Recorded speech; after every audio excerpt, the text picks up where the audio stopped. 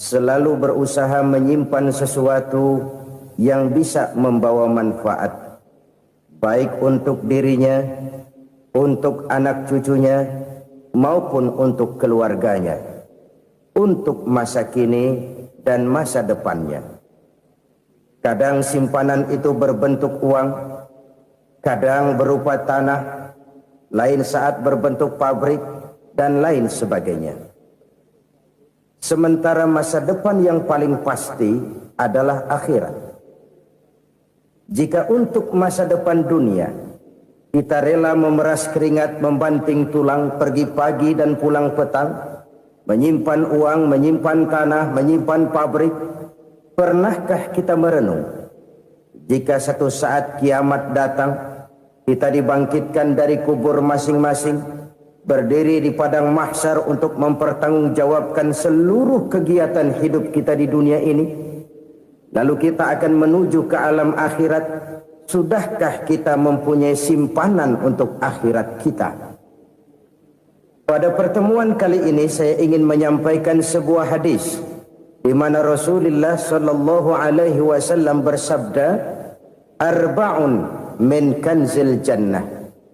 Simpanan sorga ada 4 macam. Yang pertama, ikhfa'us sadaqah, menyembunyikan sedekah. Saudara-saudara kaum muslimin, sebagaimana yang kita maklum bahwa Allah Subhanahu wa taala melebihkan sebagian rezeki dari kita terhadap yang lain. Ada yang kaya, ada yang setengah kaya, ada yang miskin, ada yang setengah miskin, dan selanjutnya. Ada yang gajinya kecil tapi penghasilannya gede. Ada yang penghasilannya gede tapi nggak punya gaji. Ada juga yang memang gajinya gede dan penghasilannya gede. Kelebihan rezeki merupakan sunnatullah dan tidak harus membuat kita merasa lebih dari yang lain. Bahkan sebaliknya, kelebihan itu harus membuat kita ringan tangan untuk menolong mereka yang memang memerlukan pertolongan. Kalau saudara diberikan ilmu, maka pertanyaan akhirat cuma satu: ilmumu kau amalkan untuk apa? Kalau saudara diberikan umur yang panjang, pengadilan akhirat juga bertanya satu: umurmu kau habiskan di mana? Tapi kalau saudara diberikan harta, pengadilan akhirat akan bertanya 2: hartamu kau dapat dari mana? Kau belanjakan kemana? Dari mananya ditanya dan kemananya juga ditanya. Oleh karena kita akan dimintakan pertanggungan jawab, maka amanah yang bernama harta ini harus kita gunakan dengan sebaik-baiknya. Ada penggunaan yang merupakan kewajiban, itu zakat namanya. Ada penggunaan yang sewaktu-waktu, itu infak namanya. Ada yang lebih sewaktu-waktu lagi, dan itu sedekah namanya. Zakat dia terikat oleh haul dan nisab, oleh putaran batas waktu dan ukuran dari harta itu sendiri. Sedangkan infak terikat oleh situasi dan kondisi perekonomian seseorang. Sedangkan sedekah tidak terikat dengan apapun. Dalam kondisi seperti apapun kita bisa melakukan sedekah dengan yang terkecil sekalipun. Sampai-sampai Rasulullah sallallahu alaihi wasallam mengajarkan, la tahqiranna minal ma'rufi syai'an walau an talqa akhaka biwajhin talik. Atau ada hadis, tabassumuka fi wajhi akhika laka shadaqah. Senyumanmu kepada temanmu adalah sedekah. Jadi untuk melakukan sedekah tidak harus dalam berbentuk uang. Dengan ilmu kita bisa sedekah. Dengan tenaga kita bisa bersedekah, dengan pikiran kita bisa bersedekah, bahkan senyum kepada teman itu pun sedekah. Jadi kalau sedekah dengan uang memang belum punya uang, nyengir aja banyakin. Itu asal pada tempatnya, jangan lalu ketemu tiang listrik cengengesan. Tentu tidak pada tempatnya dan tidak wajar. Nah, sedekah yang paling dicintai Allah adalah sedekah yang disembunyikan. Artinya, jauh dari sifat riya. Kan kadang-kadang ada orang sedekah itu disebutkan namanya, apa tidak bagus? Kalau memang niatnya ikhlas, ya bagus-bagus saja untuk memberikan sugesti kepada yang lain. Di Fulan bin Fulan nyumbang sekian, diumumkan. Boleh kalau niatnya untuk memberikan rangsangan kepada yang lain supaya dia menyumbang lebih besar dari orang tadi. Tapi kalau itu mendatangkan riya, maka sedekah yang paling dicintai Allah adalah sedekah yang disembunyikan. Tangan kiri saja tidak tahu apa yang diberikan oleh tangan kanan. Sedekah yang dilakukan dengan ikhlas akan merupakan perbendaharaan surga, tersembunyi dari pandangan orang lain, tidak seorang pun tahu. Karena memang sikap yang baik adalah melupakan kebaikan dan mengingat kesalahan. Itu salah satu ciri orang bahagia. Orang yang selalu mengingat kesalahannya dan berusaha melupakan segala kebaikannya. Kalau dia akan ada kebaikan, dia tidak bisa ikut, dia merasa rugi karena dia merasa belum pernah berbuat baik. Tapi kalau akan melakukan kesalahan baru, dia ingat kesalahan yang sudah-sudah, sehingga terhalang baginya untuk melakukan satu kesalahan baru. Demikianlah saudara-saudara, bahwa Allah melebihkan rizki sebagian kita dari yang lain agar terjadi tolong-menolong dalam kehidupan ini. Jadi kesenjangan yang nature, kesenjangan yang alami, itu sunnatullah. Ada yang kaya, ada yang miskin, ada yang kelas menengah. Nah, kenapa lalu sekarang kita berusaha mengentaskan kemiskinan? Oleh karena adanya kesenjangan struktural. Kalau yang kaya bisa semakin kaya, kenapa yang miskin tidak bisa naik jadi ikut sedikit kaya? Sebab pada dasarnya Islam adalah agama yang sejak turunnya sudah berupaya memerangi kemiskinan. Bahkan dikatakan kemiskinan itu mendekatkan kepada kekufuran. Orang kalau miskin udah dekat banget sama kafir. Gampang menjadi kafir. Berapa banyak saudara-saudara kita yang oleh karena soal perut, oleh karena soal materi, terpaksa meninggalkan dan menanggalkan akidahnya.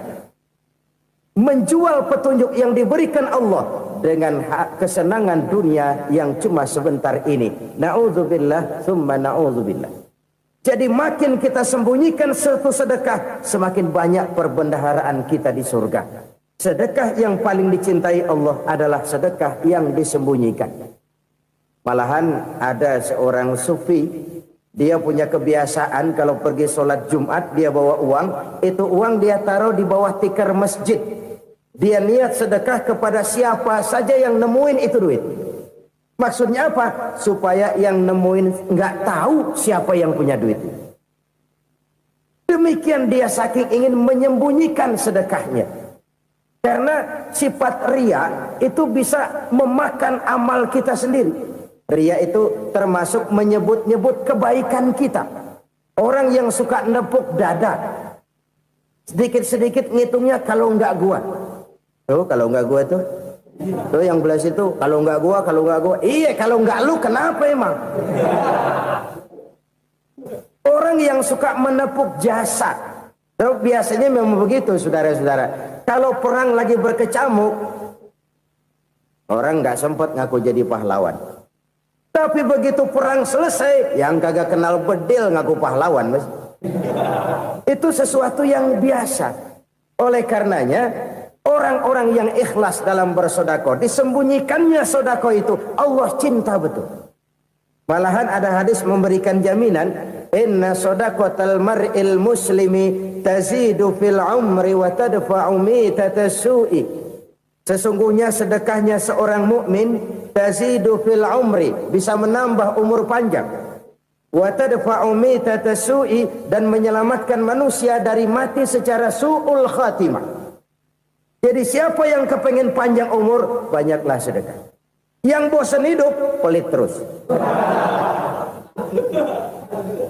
Sedekah menambah panjang umur dan menyelamatkan manusia dari mati secara su'ul khatimah. Pak, katanya umur itu nggak bisa ditambah, nggak bisa dikurangin. Kapan? Kalau ajal sudah datang. Wa idza jaa ajaluhum la yastakhiruna sa'atan wa la yastakdimun. Kalau ajal datang tidak bisa dimajukan, tidak bisa dimundurkan. Itu kalau ajal sudah datang. Tidak bisa lagi umur ditambah dikurangi, sudah datang. Tapi kalau belum datang, itu kan haknya Allah. Mau ditambah, mau dikurangi, hak prerogatif Allah. Sebagai pencipta manusia, Allah maha kuasa dan maha mampu. Sedekah ini menambah panjang umur dan menyelamatkan manusia dari mati secara su'ul khatimah. Itu orang mati kan sama ya, kondisinya mati, nggak nafas. Tapi hakikat mati kan lain-lain. Ada yang mati itu husnul khatimah, baik akhirnya. Misalnya lagi ngaji mati, lagi sholat mati, lagi sedekah mati. Ini yang dinamakan dengan husnul khatimah, baik di akhirnya.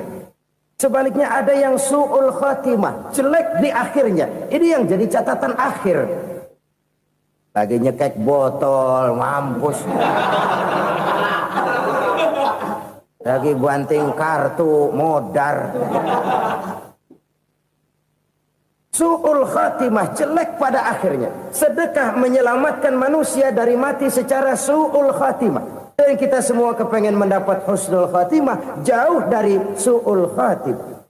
Oleh sebab itu yang bisa menyelamatkan kita dari penyakit itu antara lain adalah sedekah yang disembunyikan, yang dikerjakan dengan ikhlas karena Allah, tidak karena kepengen dipuji orang, tidak karena ingin dikatakan orang pemurah. Sebab orang dermawan itu orang yang memberi tanpa harus diminta. Kalau masih harus diminta, ya belum dermawan namanya, masih harus diminta. Kalau nggak diminta ya tulus, lolos, polos. Saudara-saudara kaum muslimin rahimakumullah. Harta adalah amanat dan akan kita pertanggungjawabkan. Allah melebihkan rizki sebagian kita dari yang lain agar kita saling tolong menolong, bantu membantu. Nabi janjikan siapa yang meringankan beban saudaranya muslim di dunia, Allah akan meringankan bebannya di akhirat nanti. Sebuah jaminan dari baginda Nabi. Si orang yang kita bantu barangkali tidak bisa membalas, Allah yang akan membalas lewat jalan lain yang tidak pernah kita sangka-sangka. Ada orang tanya, Pak, ini ada orang nyumbang masjid sambil marah-marah, bagaimana? Saya bilang sumbangannya aja ambil, marahnya jangan. Marahnya jangan diambil, itu urusan dia.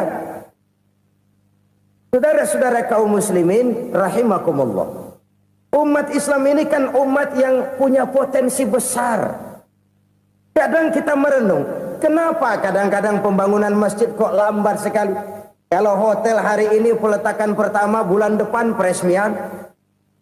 Supermarket hari ini peletakan batu pertama, minggu depan peresmian. Tapi kalau sudah yang namanya masjid, kadang-kadang peletakan batu pertama sekaligus jadi batu terakhir. 3 tahun, 4 tahun, campur nebar jalak di jalanan, duit dijaring kayak ikan sepat. Apa tidak ada orang Islam yang kaya? Banyak. Apa tidak ada pengusaha muslim yang jadi konglomerat? Ada. Lalu yang belum banyak itu yang komit terhadap nilai-nilai agamanya. Akhirnya kita jatuh jadi umat yang lemah.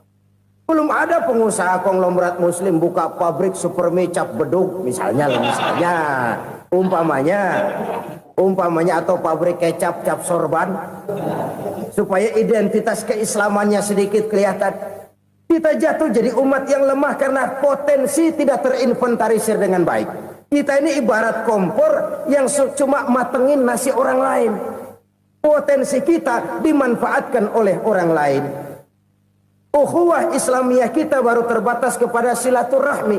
Ukhuwah di bidang ekonomi kita lemah, ukhuwah di bidang kebudayaan kita lemah, apalagi ukhuwah di bidang politik kita lebih rapuh lagi. Padahal ukhuwah itu adalah totalitas kehidupan manusia, menyangkut ipolek sosbud, memerlukan nilai-nilai ukhuwah. Jadi oleh karena itu mari kita menyadari di dalam harta kita, walaupun kita yang cari, pergi pagi, pulang sore, peras keringat, banting tulang, di sana ada harta anak yatim. Di sana ada hak masjid. Di sana ada hak pesantren, di sana ada hak jihad. Berbahagialah seseorang apabila dia oleh Allah dijadikan keran. Keran itu menyimpan air, tapi tidak untuk dirinya, tapi disalurkannya kepada mereka yang memang memerlukannya. Saudara-saudara kaum muslimin rahimakumullah, ini yang pertama. Jadi perbendaharaan surga adalah menyembunyikan sedekah. Orang lain nggak tahu, kita pun nggak pernah ngitung-ngitung. Kita anggap lewat begitu saja, padahal itu deposit akhirat. Satu. Yang kedua, perbendaharaan surga itu apa? Wa kitmanul musibah, menyembunyikan kesulitan. Kadang orang takut menghadapi kesulitan, tapi makin kita merenung, hidup ini kan sebenarnya urusan. Takut sama urusan, ya jangan hidup. Tandanya orang hidup itu kalau punya urusan. Urusan melupakan problem. Problem sering menimbulkan kesulitan. Kesulitan bukan untuk ditakuti, tapi untuk diatasi dan dicarikan jalan keluarnya. Siapa sih orangnya yang nggak pernah sulit-sulit? Makin tinggi status sosialnya, makin gede urusannya. Makin tinggi kualitas imannya, makin berat tingkat kesulitannya. Cuma memang yang namanya enak itu seperti pelangi. Biang lala itu nggak pernah di atas kepala kita, di atas kepala orang melulu. Lo sih enak lo, kata kita. Dia juga bilang yang enak kan lo. Pelangi itu nggak pernah di atas kepala kita. Kata tukang beca, aduh enak ya naik Mercy. Kata tukang beca, apa yang di dalam mobil Mercy? Aduh enak bener tukang beca, di jok ngeringkuk ngorok pulas bener.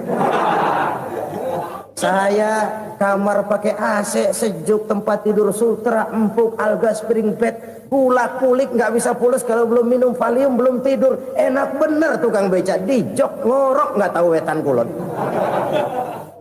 Si tukang beca bilang yang di Mercy enak, yang di Mercy bilang tukang beca enak. Inilah enak, nggak pernah di atas kepala kita, di atas kepala orang lain melulu enak itu. Nah, saudara-saudara, yang merupakan perbendaharaan surga itu orang yang bisa menyembunyikan kesulitan, baik pribadi ataupun rumah tangga. Nih terutama rumah tangga yang jadi soalnya. Kadang-kadang kita ini kalau senang, sebaliknya kalau senang kita diam, kalem aja, cuek. Banyak banget duit kita bawaan, diam aja udah. Malah ketemu orang takut. Tapi begitu susah, sekampung tahu.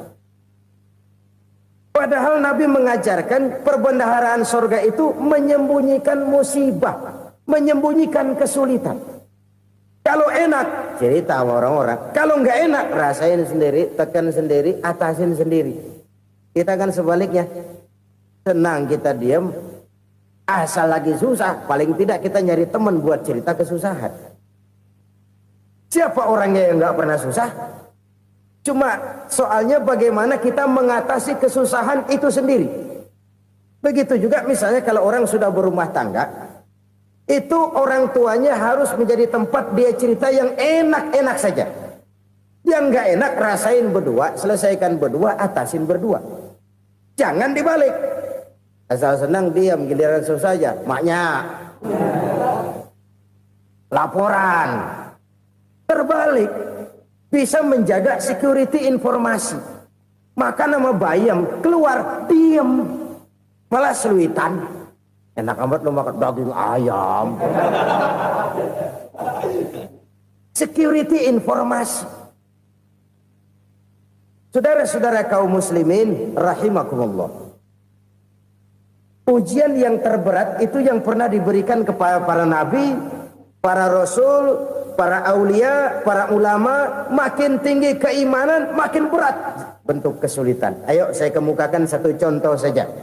Ada seorang nabi yang kaya, nabi kaya, namanya Nabi Ayub. Iblis kalau orang begini kan keki, ibadahnya rajin, kaya. Yang kayak begini susah digodain. Kalau ibadahnya rajin, miskin, kali bisa disogok. Sini imannya mantap, ibadahnya rajin, kaya, nabi lagi. Oh, tapi namanya iblis nggak kurang akal. laporan. Tuhan, kenapa Les? Ya ini bahasa saya, bahasa Qur'annya sih nggak gitu. Itu hambamu yang namanya Ayub, dia rajin ibadah cuma karena dikasih kaya aja. Coba kasih miskin dia, berhenti dia sembahyang. Ah, kamu bisa aja. Saya tahu Ayub itu hambaku yang ikhlas. Saya buktiin Tuhan, silahkan. Dibuktiin lah, iblis turun ke alam ini. Yang mula-mula dia lakukan, dia rusak sawah ladang Nabi Ayub. Dia binasakan binatang ternak Nabi Ayub. Sehingga dalam waktu singkat, jatuhlah Nabi Ayub dari orang paling kaya jadi orang paling miskin. Beliau masih ibadah di mihrab dalam masjid. Datang iblis. Saudara Ayub, ya. Lagi ngapain? Ibadah. Nyembah Allah, nyembah Allah. Oh, percuma. Kenapa? Tuhan yang ente sembah nih, dia udah bikin miskin ente. Sawah ladang ente hancur lebur, binatang ternak binasa. Sekarang ente jadi orang paling miskin. Ngapain nyembah Tuhan kayak begitu? Tekor. Udah berhenti dah ibadah, berhenti ibadah. Ini iblis sama Tuhan laporannya lain, yang dikerjakan kepada Nabi Ayub juga lain. Benar begitu iblis, kata Nabi Ayub. Iya, sawah ladang saya habis, buras. Binatang ternak saya binasa, binasa. Saya miskin, bangpak. Apa jawab Nabi Ayub? Bukan innalillahi, ya ini hebat. Alhamdulillahillazi a'tani wa akhza minni. Segala puji bagi Allah yang telah memberikan harta kepada saya dan sekarang mengambilnya lagi. Alhamdulillah. Allah yang ngasih, Allah yang ambil. Itu mah urusan Allah. Iblis cuman ibadah jalan terus, sujud lagi Nabi Ayub. Iblis seleher gondok banget. Dasar Nabi nggak mempan dia apa-apain. Miskin malah alhamdulillah. Allah yang ngasih, Allah yang ambil. Jadi kalau kita tidak komit, kita tidak terikat kepada kaya, miskin, senang, susah, apa yang bisa bikin kita susah? Jadikan kekayaan, kemiskinan, jadikan senang, susah sebagai anak buah yang bisa kita atur. Jangan kekayaan ngatur kita, jangan kemiskinan ngatur kita. Kita yang harus mengatur mereka. Senang, susah, kaya, miskin, bahagia, sengsara, jadikan itu anak buah yang bisa kita atur. Kalau sekarang kita kaya, lain saat boleh jadi kita miskin, semiskin-miskinnya. Allah yang ngasih, Allah yang ambil. Tenaga mana yang bisa menghalangi? Ibadah jalan terus. Iblis makin gondok. Dasar Nabi loh. Akhirnya apa? Nabi Ayub dikerjain, diberikan penyakit. Demikian fatal penyakitnya. Bayangin, udah miskin sakit. Masya Allah. Miskin sakit. Sakitnya nggak lama, kira-kira 16 tahun. Istrinya 3, 2 mental minta ceraiin. Ngerawatin laki bengek begini. Senang belum tentu, susah udah pasti nih. Cerai aja, cerai dah. Cerai. Tinggal satu Siti Rahmah yang setia menemani beliau. Sesetia-setianya hati perempuan. Satu saat Siti Rahmah bilang, "Bang, iya, abang kan Nabi, Bang. Lalu, namanya Nabi kan doanya jarang meleset, Bang. Maksud kamu minta kenapa sih sama Tuhan biar abang sembuh baik dah, Bang?" Siti Rahmah, iya. Saya sakit berapa tahun sih dah? 16 tahun, Bang. Sebelum ini saya sehat berapa tahun? Ya kira-kira 60 tahun, Bang. Nah, coba ente banding-bandingin, Rahmah. Saya dikasih sehat 60 tahun. Dikasih sakit 16 tahun. Sudah nggak sabar. Mau doa kepada Allah minta sembuh. Saya malu. Malu kepada Allah.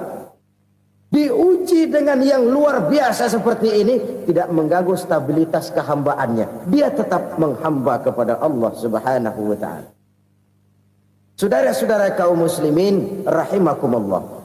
Kunci menghadapi kesulitan itu apa? Allah jelaskan dalam satu ayat, wa basyiris sabirin alladzina iza asabathum musibah qalu inna lillahi wa inna ilaihi raji'un. Gembirakan orang-orang yang sabar. Siapa mereka itu? yang apabila mendapat musibah mereka kembali kepada keyakinan dasar segalanya dari Allah dan segalanya akan kembali kepada Allah. Ini konsepsi dasar dari sikap muslim dalam menghadapi berbagai kesulitan. Segalanya dari Allah, segalanya akan kembali kepada Allah. Kalau ini sudah kondisi dasarnya, maka kita akan lapang menghadapi kenyataan bagaimanapun pahitnya. Apakah itu namanya miskin, apakah itu namanya sakit, bahkan maut sekalipun. Maut sekalipun. Segalanya dari Allah, segalanya akan kembali kepada Allah. Ini sikap hidup, bukan sekedar ucapan. Kita kadang-kadang menjadikannya sebagai ucapan. Mulutnya sehingga berhenti, innalillahi wa inna ilaihi rajiun, tapi nangisnya terus gerung-gerungan. Bukan itu, ini kesadaran moral. Kalau segalanya dari Allah, segalanya kembali kepada Allah, kan sebenarnya cuma nunggu giliran. Hari ini saya nyembayangin dia, entah hari apa saya disembayangin orang. Hari ini saya antar dia ke kubur, entah hari apa orang nganterin saya ke kubur. Hari ini saya tahlilkan dia, entah nanti kapan orang tahlilkan saya. Segalanya dari Allah, segalanya akan kembali juga kepada Allah. Oleh sebab itu saudara-saudara, kesulitan bukan untuk ditakuti. Kesulitan justru untuk diatasi, dicarikan jalan keluarnya. Dan tidak ada orang yang tidak pernah mendapat kesulitan. Tidak ada. Semakin tinggi status sosial, semakin tinggi kualitas keimanan, semakin besar juga tingkat kesulitan. Hanya saja bagaimana cara kita mengatasinya. Dan Al-Quran menyatakan, inna ma'al usri yusra.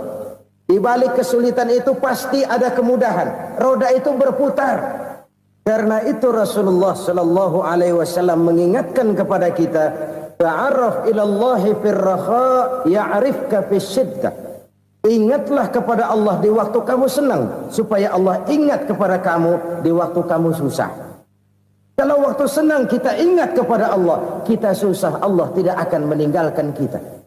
Tapi kalau waktu senang kita jauh dari Allah, sujud tidak sempat, dengan masjid jauh, ketika senang kita lupakan Allah.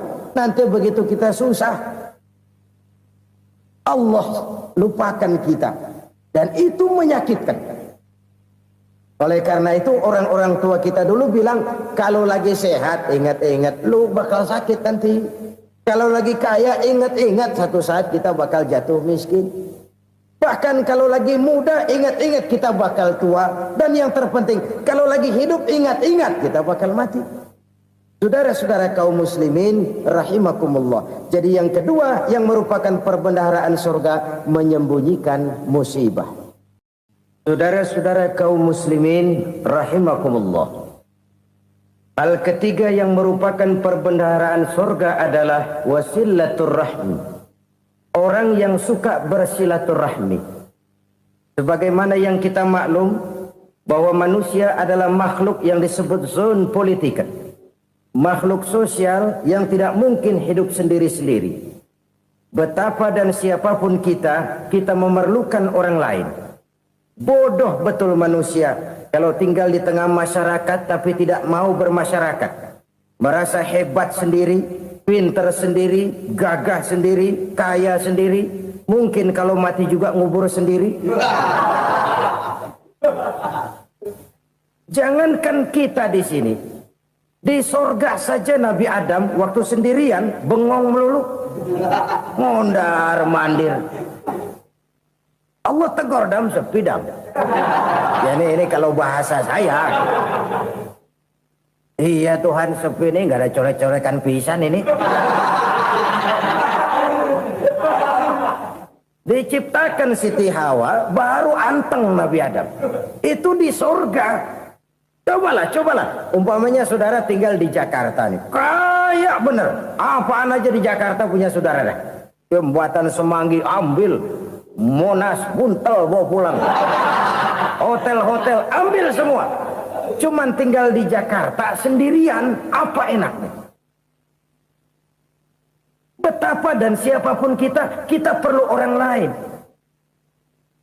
Tidak ada seorang pun yang bisa memenuhi kebutuhan hidupnya secara sendiri-sendiri. Nah, Islam telah menyelamatkan manusia dari ras diskriminasi. Mengikat manusia dengan persaudaraan yang berlandaskan kepada akidah. Karena itu dianjurkan bersilaturahmi.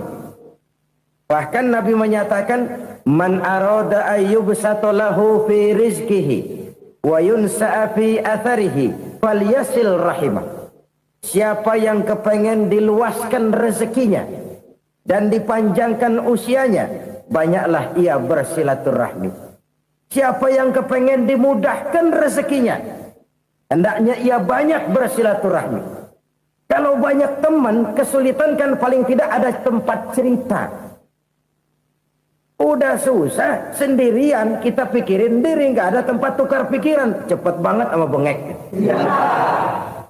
Dilawan sendiri. Nah, secara makro kita bisa berkata, tidak mungkin ada kemenangan kalau tidak ada kekuatan. Tidak ada kekuatan kalau tidak ada kesatuan dan persatuan. Tidak mungkin ada kesatuan dan persatuan tanpa semangat silaturahmi. Kalau umat Islam mau menang, dia harus kuat. Kalau umat Islam mau kuat, dia harus bersatu. Kalau umat Islam mau bersatu, dia harus membudayakan silaturahmi ini. Bahkan sampai-sampai kata Nabi, kalau bisa cari nilai tambah. Apa? Silman qata'ak. Bersilaturahmilah kau kepada orang yang marah denganmu. Masya Allah, indahnya ajaran agama kita. Orang yang marah pun kepada kita, kata Nabi, kalau bisa bersilaturahmilah kepadanya. Kepada orang yang marah itu. Di situ nilai tambah. Cuman jujur nih hadis, ngucapinnya gampang, ngamalinnya yang berat banget. Orang marah sama kita, kita disuruh silaturahmi. Ada apa sama lu? Lu marah, ada gua marahan lagi. Tunggu pikirin. Saudara-saudara kaum muslimin rahimakumullah. Tapi ini yang diajarkan, bahkan ini yang dicontohkan oleh baginda Rasul. Bagaimana begitu mudah, misalnya satu saat Abu Jahal ini ngatur strategi bagaimana bikin Muhammad celaka. Dia gali lubang di depan tempat tidurnya. Dia tutupin daun korma. Terus dia panggil seseorang, ke sini. Kasih tahu Muhammad, pamannya sakit keras, minta ditengokin. Berangkat orang ini ke sana. Muhammad, labbaik. Pamanmu sakit keras, dia minta ditengokin. Baik, saya akan datang menjenguk beliau.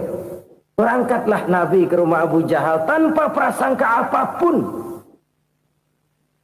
Abu Jahal udah pasang setil, selimut 3 rangkap setengah dipakai, persis kayak orang meriang. Tapi sembari ngintip dari balik selimut. Begitu Muhammad buka pintu, nah masuk perangkap nih. Muhammad jalan menuju tempat pembaringan. Makin lama makin dekat, makin lama makin dekat, makin dekat ke lubang yang dipasang oleh Abu Jahal itu. Dalam hati Abu Jahal, terus dah jatuh, mampus dah lo ini. Mampus lo hari ini nih. Apa yang terjadi? Malaikat Jibril datang. Muhammad, pamanmu cuma pura-pura sakit. Di depan tempat tidurnya ada lubang perangkap supaya kamu jatuh ke situ. Sudah, kamu pulang. Balik kanan Nabi. Sudah hampir jatuh ke lubang, balik kanan, pulang. Bayangin kecewanya Abu Jahal. Muhammad dikit lagi, Muhammad dikit lagi. Enggak paman, saya pulang aja. Emosi bangun dari tempat tidur, enggak sadar kalau lagi pura-pura sakit. Lompat ngejar Nabi, dia lupa dengan lubang yang dia gali. Serak, nyemplung sendiri ke dalam lubang.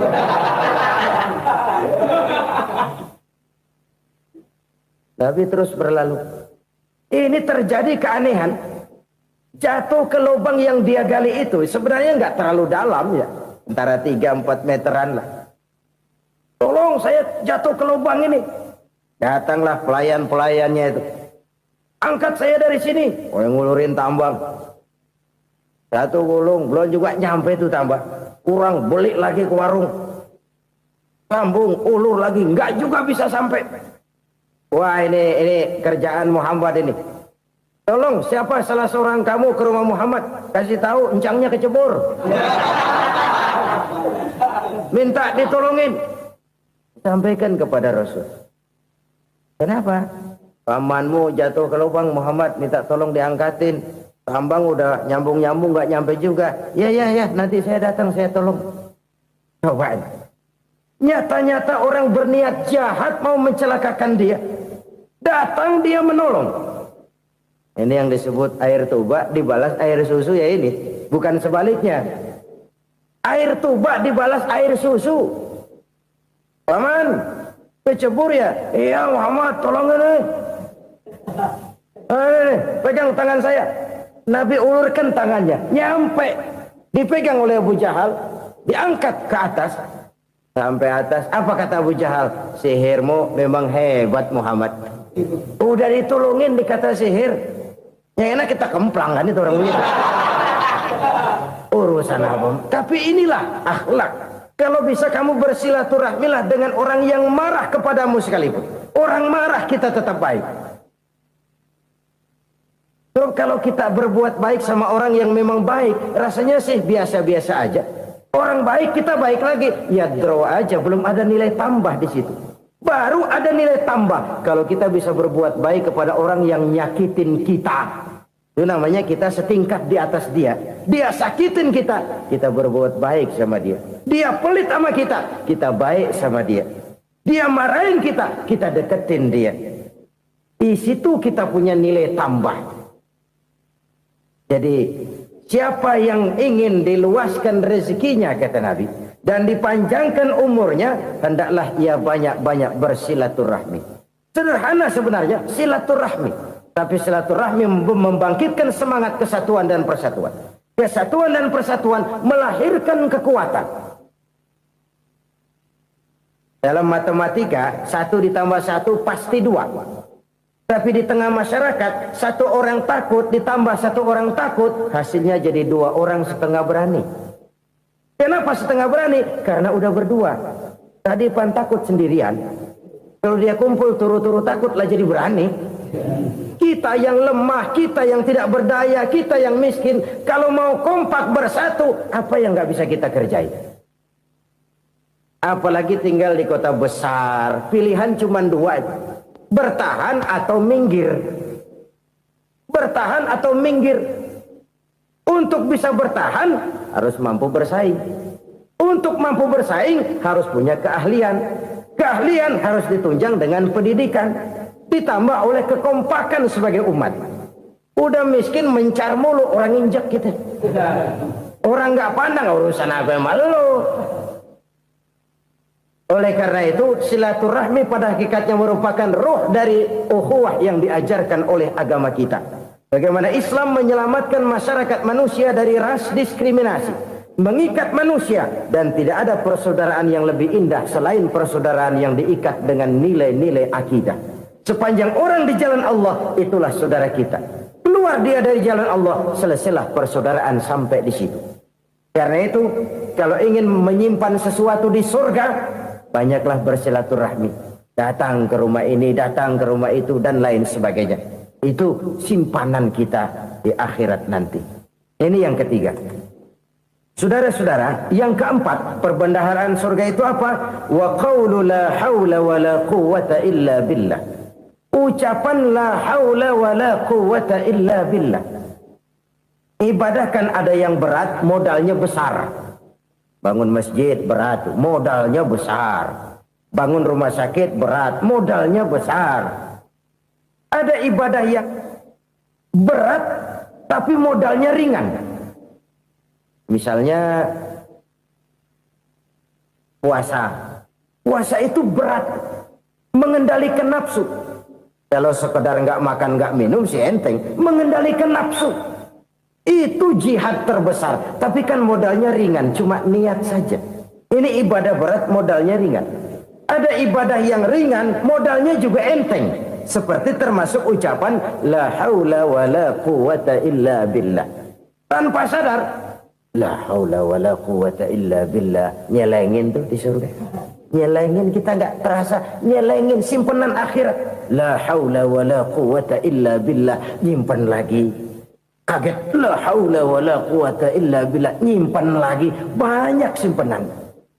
Walaupun sebenarnya yang dimaksud di sini adalah kesadaran batin bahwa tidak ada daya dan kekuatan kecuali Allah. Itu intinya. Kita memulai pekerjaan disunahkan baca bismillah, kan begitu. Apa itu? Kesadaran moral. bahwa ini saya bisa kerjakan. Saya kerjakan ini dengan menyebut nama Allah. Kenapa? Kalau Allah tidak memberikan daya dan kekuatan, mana mampu saya kerjakan ini. Maka saya kerjakan ini dengan menyebut nama Allah. Bismillah. Kesadaran moral. Manusia hanya wajib berusaha, tapi nggak pernah wajib berhasil. Banyak hal-hal yang kalau kita renungkan secara rasio nggak mungkin, tapi jadi kenyataan. La haula wa la quwata illa billah. Tidak ada daya dan kekuatan kecuali bagi Allah semata-mata. Kesadaran moral akan kelemahan dan keterbatasan makhluk bernama manusia. Kadang kita kagum dengan otak, tapi kita sering lupa sama yang bikin otak. Padahal bagaimanapun hebatnya otak, yang bikin otak pasti lebih hebat dari otak. Nggak percaya, silahkan otak-otakan. Inilah kecenderungan. Kita kagum dengan pesawat-pesawat mutakhir, bukan main besi gede banget terbang itu. Alangkah hebatnya. Lalu apa yang bikin otak tidak lebih hebat dari itu semua? Kita puji laut. Apa yang bikin laut tidak lebih hebat dari laut itu? La haula wa la quwata illa billah. Tidak ada daya dan kekuatan kecuali Allah. Apa yang bisa kita lakukan kalau tidak karena daya dan kemampuan yang diberikan oleh Allah kepada kita? Lahirlah sikap tawadu, rendah hati, tidak melonjak menjadi angkuh dan sombong, sadar akan kelemahan dan keterbatasan diri. Sebagai makhluk yang diciptakan oleh Allah Subhanahu wa taala. Jadi satu sisi ini ucapan yang berpahala, la haula, jadi wiridan. Pada sisi lain ini kesadaran moral, sikap mental, kesadaran batin bahwa yang punya daya dan kekuatan itu cuma Allah. Kita nggak pantas untuk sombong, sebab sombong itu pakaiannya Allah. Kita nggak sedang pakai pakaian Allah, kegedean. Dan makin kita renungi, makin terbentur. Apa sih yang bisa kita sombongin? Kita mau sombong apa? Kaya? Pintar? Itu kan semua relatif. Di atas langit masih ada langit lagi. Jadi oleh karenanya, marilah kita menyadari. Manusia hanya wajib berusaha, tapi tidak pernah wajib berhasil. Yang berusaha saja tidak wajib berhasil, apalagi yang tidak berusaha. Islam bukan agama orang pemalas yang selesai sholat lalu ngelohom, nggelenggem ayem-ayem. Tapi Islam bukan agama orang sombong yang setelah berusaha lalu tidak memerlukan Allah. Kita bisa saja bikin proyeksi, tahun sekian kita bakal panen besar menurut perhitungan otak. Tapi ada kejadian lain. Apa? Tikus ngambek. Habis itu dimakanin tikus, panen gagal.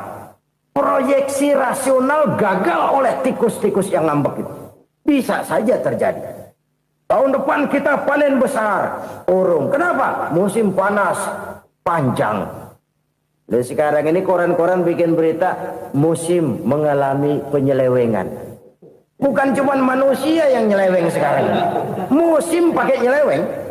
Mestinya kan musim hujan udah selesai. Masih hujan-hujan juga. Musim. Nah sekarang kita boleh bikin proyeksi. Kita bakal panen besar. Tahu-tahu musim panas panjang. Sawah retak, air kering. Cari teknokrat yang paling botak. Suruh pendekin tuh musim panas.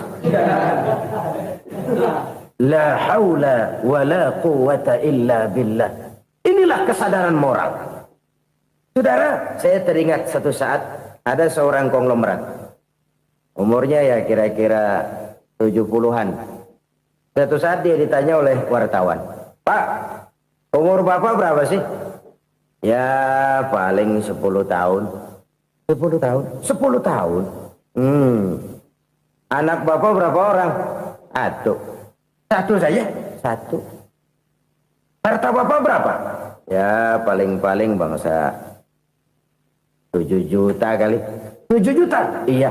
Pak, kenapa Bapak bohongi saya? Bapak punya buku biografi. Koran-koran, majalah-majalah banyak memuat cerita riwayat hidup Bapak. Saya tahu umur Bapak 70. Kenapa bilang cuma 7 tahun? Saya tahu anak Bapak 8. Kenapa cuma bilang 1? Saya tahu harta bapak miliaran, mungkin triliunan, pabrik di mana-mana, bank di mana-mana. Kenapa bilang uang bapak cuma 7 juta? Nah, kata si konglomerat tadi, kamu benar nak, kamu benar. Umur saya kalau jumlahnya memang 70 nak. Cuman ingat-ingat saya, baru 7 tahun terakhir ini saya sujud. Baru 7 tahun terakhir ini saya berusaha dekat dengan Allah. Saya laksanakan perintahnya, saya jauhi larangannya.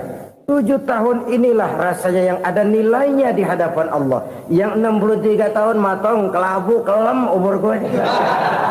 Habis untuk maksiat, untuk munkarat. Maka ketika ditanya tadi, umur saya 7 tahun itu.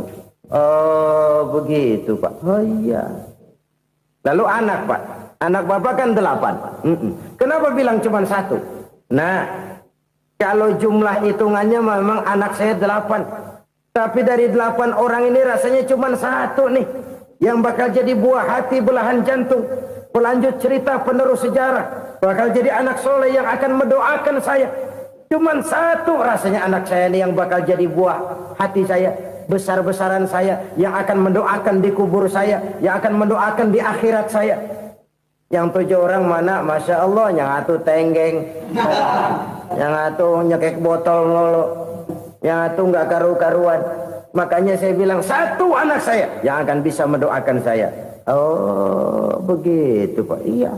Nah harta Pak, harta Bapak kan triliunan, pabrik Bapak di mana-mana, uang Bapak hampir di tiap bank-bank besar. Kenapa bilang cuma 7 juta? Betul kau nak. Harta saya kalau jumlahnya memang miliaran, triliunan mungkin. Tapi yang saya ingat baru 7 juta tuh yang saya belanjakan di jalan Allah. Saya nyumbang masjid, saya santuni yatim piatu, saya bantu pembangunan pesantren, saya bantu pembangunan rumah sakit Islam. Itu yang akan saya bawa pulang ke akhirat, yang 7 juta itu. Yang triliunan itu nanti akan diperebutkan oleh anak-anak saya sebagai waris saya. Jadi harta saya 7 juta itu yang bakal nemenin saya di akhirat. Yang akan saya bawa pulang jadi teman saya. Saudara-saudara kaum muslimin, jangan-jangan orang tua itu adalah kita-kita ini. Jangan-jangan kita-kita ini adalah orang tua itu. Jangan-jangan itu potret dari diri kita masing-masing. Dari sekian umur yang diberikan Allah, berapa tahun yang ada nilainya di hadapan Allah? Dari sekian anak-anak yang merupakan amanah, berapa yang akan mendoakan kita sebagai orang tuanya menjadi anak soleh? Dari sekian banyak harta yang diberikan Allah, berapa yang akan kita bawa pulang menghadapnya nanti, yang kita belanjakan di jalan Allah? Ini sebuah potret kehidupan. Karena itu kita kembali kepada la haula wa la quwwata illa billah. Kita wajib berusaha, kita wajib berikhtiar. Selebihnya, segala daya dan kekuatan hanya milik Allah saja semata-mata. Satu kesadaran batin dari setiap pribadi muslim. Setelah ia berusaha dan berikhtiar, ia menyerahkannya kepada Allah Subhanahu wa ta'ala. Jadi, satu sisi ini merupakan wiridan ucapan yang mengandung pahala. Pada sisi lain, ini merupakan sikap batin dari seorang muslim di dalam ia menghadapi realitas kehidupan ini. Saudara-saudara kaum muslimin, rahimakumullah. Kalau ini kita jadikan satu basis kehidupan, maka ini akan menyelamatkan manusia dari kemungkinan tergelincir menjadi orang yang lupa diri dan lupa darat. Sebab itu Imamul Ghazali berpesan, jadidis safinah fa innal bahra amiq wa khuziz zad fa inna safara ba'id wa khaffifil hamla fa innal hamla sadid. Perbarui selalu kapalmu karena lautan sangat dalam. Bawa bekal yang banyak karena perjalanan ini sangat jauh. Ringankan beban karena kebanyakan beban akan menyakitkan. Alangkah indah kalimat ini, alangkah dalam makna yang terkandung di sana. Perbarui selalu kapalmu karena lautan sangat dalam. Apa artinya ini? Jaga mentalmu baik-baik. Pelihara imanmu baik-baik karena hidup penuh cobaan seperti lautan. Kita kalau berlayar di lautan kan kadang-kadang tenang, angin bertiup sepoi-sepoi basah. Jika malam datang bintang gemintang bertabur menghias cakrawala. Rembulan memantulkan sinarnya dengan indah. Dalam keadaan begitu berlayar enak. Tapi lain saat ombak menggunung, halilintar menyambar, angin topan bertiup. Berapa banyak sudah saudara-saudara kita yang tenggelam di lautan dunia tanpa sadar bahwa dia belum sampai kepada pantai yang akan dituju. Berapa banyak sudah saudara-saudara kita yang tenggelam di lautan dunia ini tanpa sempat bangkit lagi. Dia menyangka sudah sampai kepada tujuannya. Hati-hati kapal jangan sampai bocor karena lautan sangat dalam. Iman ini jaga baik-baik karena hidup penuh dengan ujian. Wa khuzizat fa inna safara ba'id. Bawa bekal yang banyak karena perjalanan sangat jauh. Saudara mau ke Bandung, bawa duit. Saudara mau ke Surabaya, banyakan lagi duitnya. Saudara mau ke Mekah, gepokan, iketan tuh duit nggak lembaran lagi. Makin jauh perjalanan, makin banyak bekal yang harus kita bawa. Kalau saudara dari Jakarta mau ke Surabaya, kagak bawa duit berangkat juga, itu sih bukan berani namanya, nekat. Sampai Surabaya belum tentu, sengsara di jalan udah pasti. Kenapa? Nggak bawa bekal berangkat. Sama juga kita nih, misalnya belum sempat sembahyang, mati. Waduh, berani banget orang. Belum punya bekal, mati. Sengsara di jalan. Atau bekal tidak cukup. Dari Jakarta saudara mau ke Surabaya, bawa duit 500 perak. Paling jauh Cikampek nyampenya itu. Paling jauh itu. Antara jauhnya perjalanan dengan bekal yang saudara bawa tidak seimbang. Hidup ini perjalanan panjang. A walking tour. Dimulai dari alam arwah. Sebelum jasad diciptakan, roh diciptakan lebih dulu. Dari situ pindah ke alam rahim. Dari alam rahim pindah ke alam dunia. Dari alam dunia pindah ke alam barzah. Baru menuju akhirat. Satu perjalanan panjang. Kalau bekal tidak bawa, sengsara di jalan. Bawa bekal yang banyak karena perjalanan ini sangat jauh. Wa khaffifil hamla, ringankan beban karena beban itu cuma akan menyulitkan. Kalau bekal itu sih keperluan, tapi beban nggak kita perluin, coba ngeberat-beratin. Apa ini beban? Dosa, kecurangan, kebatilan, kezoliman, ketidakadilan, kesewenang-wenangan. Itu akan jadi beban kita di akhirat. Alangkah celakanya, perjalanan panjang, bekal tidak bawa, beban kelewat banyak, alamat sengsara di jalan. Pahala tidak ada, dosa berlipat ganda. Na'udzubillah, summa na'udzubillah. Kalau kita rangkum nasihat Al-Ghazali dengan kisah si konglomerat tadi, kita akan mengambil kesimpulan. Pertama, bekal terbaik dalam menghadapi gejolak kehidupan ini tidak lain adalah iman. Yang kedua, pahala dan dosa. Dua hal kontroversial. Pahala adalah bekal, dosa adalah beban. Tapi kita sekarang kan tidak begitu terangsang kepada yang abstrak. Orang berlomba mencari yang konkret-konkret saja. Yang real. Kalau memang dosa, benjol dong. Kira-kira begitu. Kira-kira begitu. Persis orang Yahudi dulu. Orang Yahudi itu kan pernah minta kepada Nabi Musa. Ya Musa, lan nu'mina laka hatta narallaha jahrah. Musa, kami nggak bakal mau beriman kepada Allah kalau belum kami lihat Allah ada nongkrong di depan kami. Kalau memang Tuhan ada, taruh dong di depan kami. Mau yang konkret-konkret saja. Kalau memang dosa, benjol dong. Kalau memang pahala, berasa dong.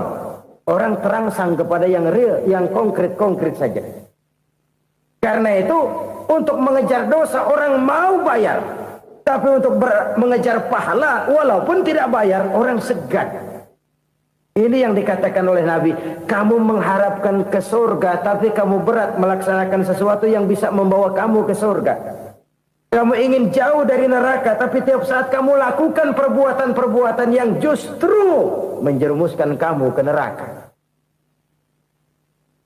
Idda'aitum an-najata minan nar wa ramaitum fiha anfusakum. Kamu ingin selamat dari neraka, tapi kamu lemparkan diri kamu ke neraka.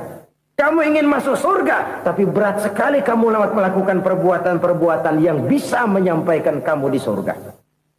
Saudara-saudara kaum muslimin rahimakumullah.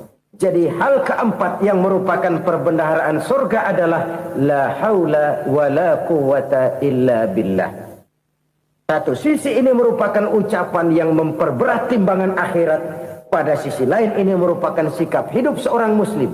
Kesadaran batin yang sangat dalam bahwa tidak ada daya dan kekuatan kecuali Allah.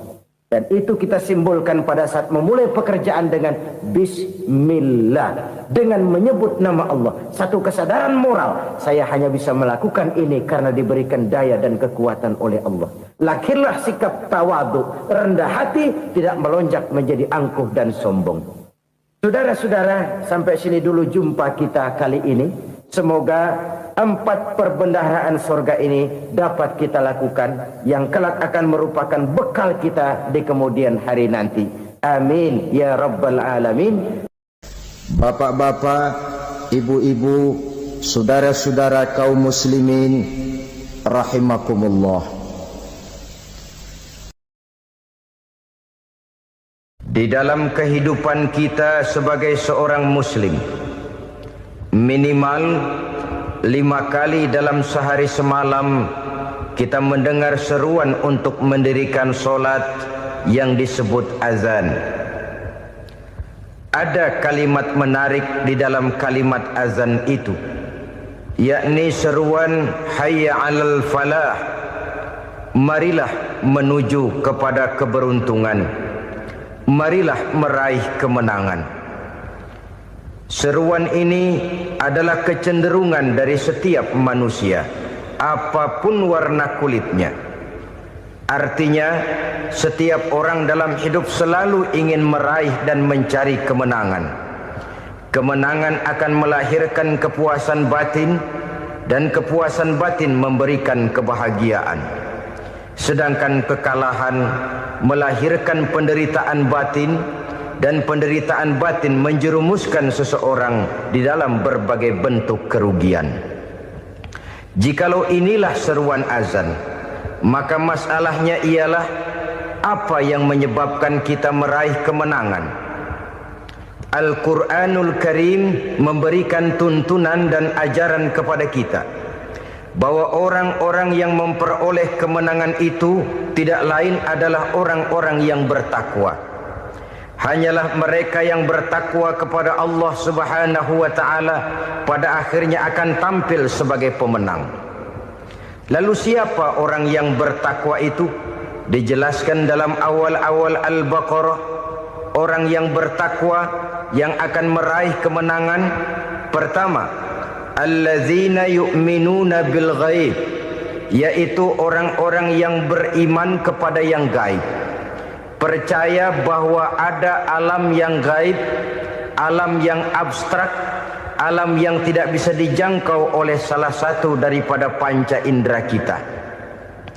Mereka percaya dan beriman kepada adanya malaikat, beriman kepada adanya iblis dan jin, beriman kepada adanya alam kubur, beriman kepada adanya alam mahsyar, beriman kepada adanya alam akhirat, beriman kepada adanya surga dan neraka.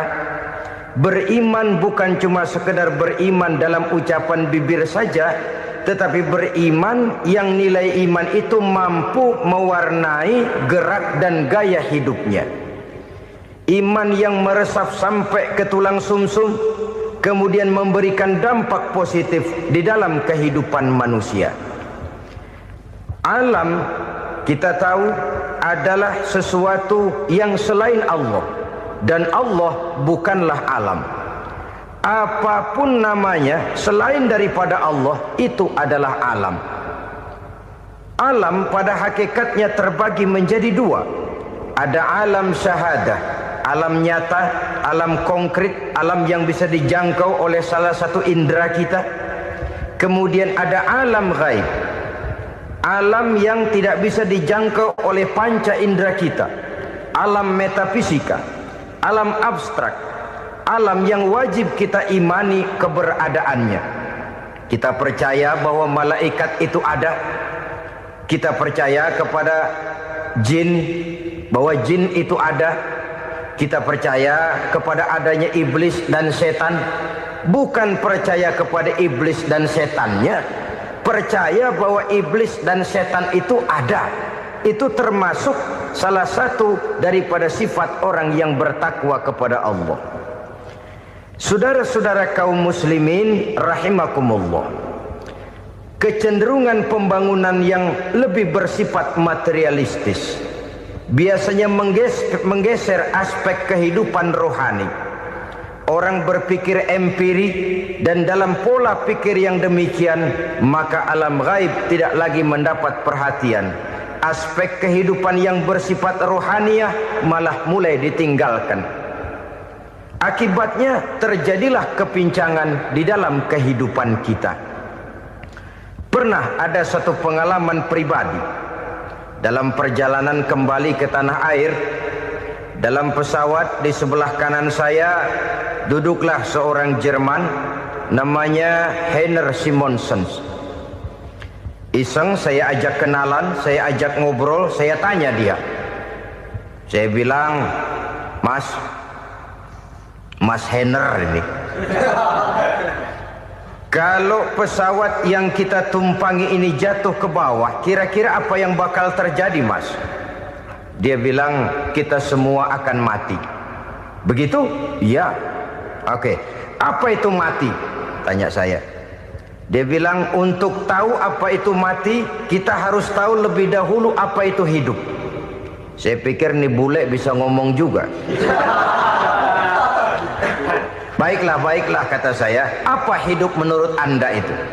Oh, hidup itu dia bilang, kalau seluruh anggota badan kita bekerja secara normal, paru-paru memompa darah secara normal, jantung berdetak secara normal, sel-sel tubuh bekerja secara fit, dan organisme tubuh hanya mau bekerja secara normal, dia bilang, kalau kita memberi makan yang cukup, menu yang teratur, dan gizi yang lengkap. Saya bilang, kesimpulannya apa, Ner?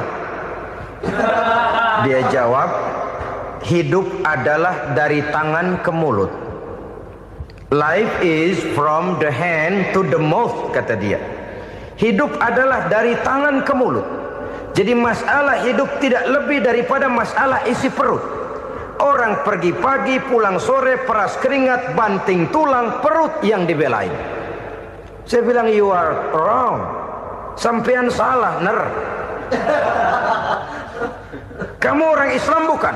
Bukan. Pantas. Kenapa saya salah? Dia bilang, ya jelas salah. Salahnya di mana? Kamu ini manusia. Kalau hidup cuma dari tangan ke mulut, saya bilang, kambing di kampung saya juga begitu pikirannya, Ner. Itu kambing di kampung saya, asal perutnya kenyang, sudah hidup dia. Perkara besok bagaimana, lusa prospeknya macam mana, bulan depan ada apa, kambing nggak pernah mikir. Di kampung saya kambing juga pikirannya begitu. Kamu Kristen ya? Tadinya. Loh kok tadinya, lalu apa sekarang kamu ini? Dia bilang, sekarang saya netral. Saya tidak beragama, tapi saya percaya kepada Tuhan sebagai pencipta alam. Saya ingat benar dia bilang, I haven't any religious, but I believe to God as the creator of the world. Kenapa bisa netral begitu, Ner? Habis saya bingung katanya. Islam bilang Islam baik, Kristen bilang Kristen baik, Hindu Buddha bilang Hindu Buddha baik, semua agama baik. Saya netral sekalian, nggak beragama. Yang penting saya percaya kepada Tuhan. Saya bilang, Ner, kamu ini kayak orang mau beli celana. Lalu bingung. Yang satu bilang Levi's bagus, yang satu bilang Blue Jean hebat, yang satu bilang Wool England hebat. Celana ini hebat, celana itu bagus, celana ini hebat. Semua celana bagus, kamu bingung. Akhirnya netral, tidak pakai celana. Itu juga salah. Saya pikir-pikir, kemudian saya melihat bahwa dua pola berpikir Heiner ini nampaknya sudah mulai menggejala di lingkungan masyarakat bangsa kita. Disadari atau tidak, secara jujur kita harus berkata, dua pola pemikiran Heiner ini mulai berkembang di tengah masyarakat bangsa kita. Pertama, pola pikir materialisme. Hidup adalah dari tangan ke mulut. Masalah hidup tidak lebih masalah isi perut. Itu yang perlu dibela, dan disitulah arti kehidupan. Pergi pagi, pulang sore, peras keringat, banting tulang untuk mempertahankan perut. Kalau sudah kemari cara orang berpikir, maka buat apa percaya kepada yang gaib? Untuk apa sholat? Untuk apa puasa? Untuk apa zakat? Untuk apa menghadiri majelis taklim? Tanpa kepercayaan kepada yang gaib, hidup berjalan menurut alur empiris dan materialis. Kalau sudah ke sana cara orang berpikir, biasanya orang lalu cenderung menghalalkan segala cara. Hanyalah orang yang percaya bahwa akhirat ada. Hanyalah orang yang percaya bahwa alam kubur itu ada. Hanyalah orang yang percaya bahwa malaikat itu ada, hidupnya akan lebih terarah dan terkendali. Karena kepercayaan kepada yang gaib, yang merupakan fase daripada kehidupan setelah hidup yang sekarang ini, mewarnai gerak pribadi seseorang di dalam dia melakukan kegiatan hidupnya. Pola berpikir materialisme, disadari atau tidak, mulai menggejala di lingkungan masyarakat bangsa kita. Hidup tidak lebih dari urusan tangan ke mulut, mulut ke tangan, tangan ke mulut. Asal perut sudah kenyang, hiduplah sudah. Perkara bagaimana prospek hari yang akan datang, bagaimana akhirat tidak jadi persoalan. Ini yang oleh Nabi diperingatkan, ad-dunya sijnul mu'min wa jannatul kafir. Dunia adalah penjara bagi orang beriman dan surga bagi orang kafir. Dulu di zaman Belanda hadis ini pernah disalah tafsirkan, disalah artikan, digunakan sebagai senjata untuk mengkebiri dan membuat impoten umat Islam. Sudahlah umat Islam gak usah macam-macam, kata Belanda. Dunia ini kan penjara buat orang Islam, surga buat orang kafir. Di penjara jangan bertingkah.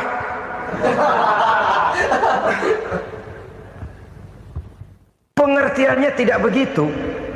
Dunia adalah penjara bagi orang mukmin. Artinya dalam kehidupan dunia seorang mukmin tidak bebas memperturutkan hawa nafsunya. Di penjara hawa nafsunya itu. Sebaliknya, surga bagi orang-orang kafir.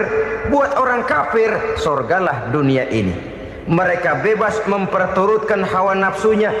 Dilarang tidak terlarang, dicegah pun tidak tercegah. Mereka hidup menurut alur bisikan nafsu mereka sendiri. Kemudian bila ajal datang, maut merenggut nyawa, selesailah surganya sampai di situ.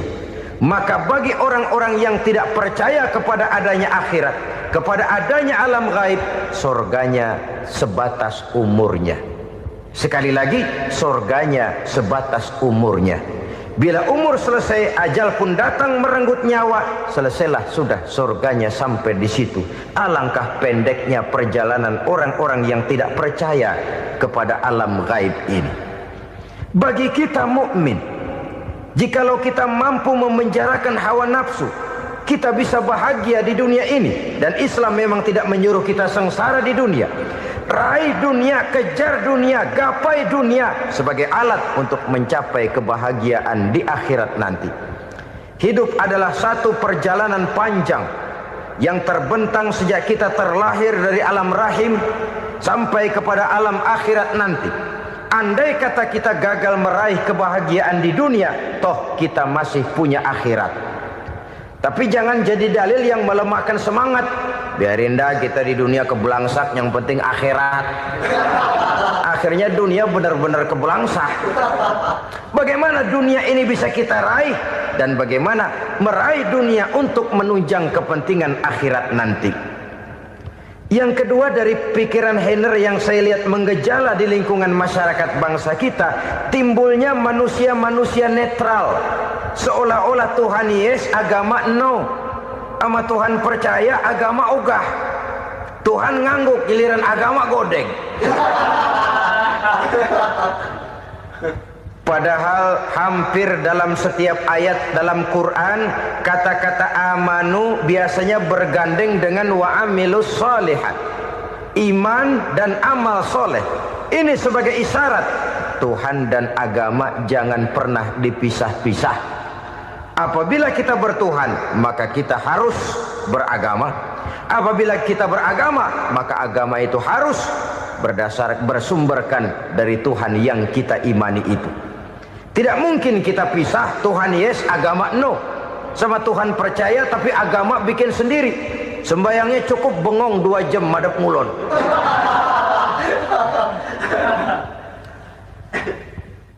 Saudara-saudara kaum muslimin rahimakumullah. Jadi dengan demikian, agama yang kita akui merupakan unsur mutlak di dalam pembangunan sekarang ini, merupakan bagian dari kehidupan yang menuntun kita bahwa di balik alam nyata ini, di balik alam syahadah ini ada alam gaib. Dan mudabbir, murabbi, yang mengatur, yang menguasai, yang memelihara baik dia alam nyata, baik dia alam gaib, tidak lain adalah Allah Subhanahu wa ta'ala. Di sana ada satu super power, satu maha kekuatan yang kita perlu bersandar kepadanya. Sebagai makhluk nyata yang hidup di alam nyata, berbuatlah secara nyata sebagaimana harusnya kita berbuat. Karena Islam jelas bukan agamanya orang pemalas. Islam jelas bukan agamanya orang yang mengajarkan setelah selesai sholat boleh duduk, nggelenggem ayam-ayam, ndelohom, menghitung bintang di langit sambil menunggu keajaiban. Tidak. Islam adalah agama yang mengajarkan apabila sholat sudah selesai kamu kerjakan, bertebaranlah di permukaan bumi, cari karunia Tuhanmu. Jangan hidup berpangku tangan menunggu keajaiban. Karena hidup bukan undian. Jangan berharap untung besar tanpa mau peras keringat. Tapi di sebalik itu toh kita juga harus yakin bahwa di sisi usaha nyata yang kita lakukan ada satu super power, satu maha kekuatan gaib yang menentukan berhasil dan tidaknya usaha kita. Kepercayaan kepada hal semacam inilah yang mendorong kita untuk mempunyai sandaran vertikal, agar jikalau usaha ini berhasil kita tidak lupa diri dan lupa daratan. Jikalau usaha ini gagal kita tidak putus asa dan buruk sangka, tidak cupik pandangan dan sempit hati, tapi mampu melihat persoalan dengan kacamata putih sambil husnuzon kepada Allah Subhanahu wa ta'ala. Kita percaya malaikat itu ada. Ada yang namanya raqib dan atid, mengawasi gerak hidup kita sampai kepada gerak hati kita. Ini memberikan sugesti agar kita berhati-hati. Tidak sejengkal tanah pun kita bisa berlindung dari pengawasan raqib dan atid. Ada munkar nakir yang akan menyoal kita di alam kubur. Ada malaikat Malik, penjaga neraka. Ada malaikat Ridwan yang menjaga surga. Kita percaya kepada adanya jin, kita percaya kepada adanya setan, iblis. Percaya kepada adanya, bukan mempercayai si setan, si iblis lalu menjadikannya sebagai teman. Tidak. Percaya bahwa mereka itu ada dan merupakan makhluk Allah yang gaib yang diciptakan Allah Azza wa Jalla. Kepercayaan kepada alam gaib memberikan motivasi terhadap gerak lahir manusia, sehingga dengan motivasi kepercayaan kepada yang gaib, gerak lahir jadi lebih terarah, jadi lebih terpelihara.